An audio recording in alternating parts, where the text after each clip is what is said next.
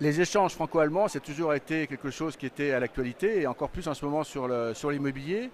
Une des raisons, les trois raisons principales pour lesquelles les investisseurs français vont également sur l'Allemagne, bon, bah, bien évidemment, on a un taux de chômage qui est relativement stable, on a une économie solide et on a un niveau d'exportation important.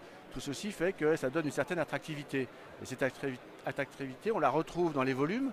Le volume allemand, à fin septembre 2014, investis sur leur marché d'investissement, on est à peu près à un peu plus de 25 milliards d'euros.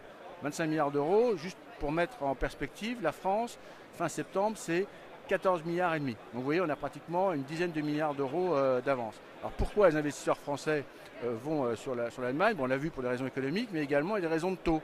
Les taux à Londres et les taux de rendement sur le prime à Paris. Paris, par exemple, sur du bureau, on est aux environs de 4%, 3,75 et 4,25.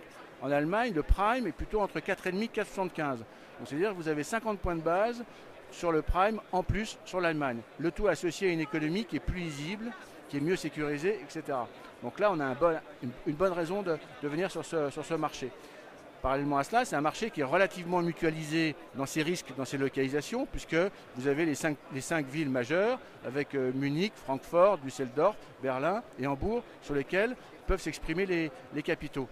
Enfin, l'opération qui fait qu'il y a des intérêts sur cette gamme de pays, c'est à travers les structurations des deals où vous pouvez acheter en direct, mais comme en France, vous pouvez également participer à des joint ventures et des club deals.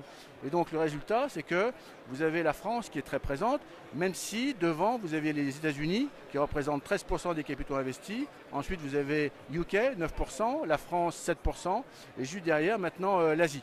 L'Asie avec essentiellement avec la Corée du Sud. Alors maintenant, quand on regarde les échanges dans l'autre sens, on s'aperçoit que l'Allemagne est toujours très friande sur la France, mais quand même plus en position, on va dire, d'attente ou de vente. Et on compte sur les 5 doigts de la main les acquéreurs, les fonds allemands qui sont vraiment présents actuellement.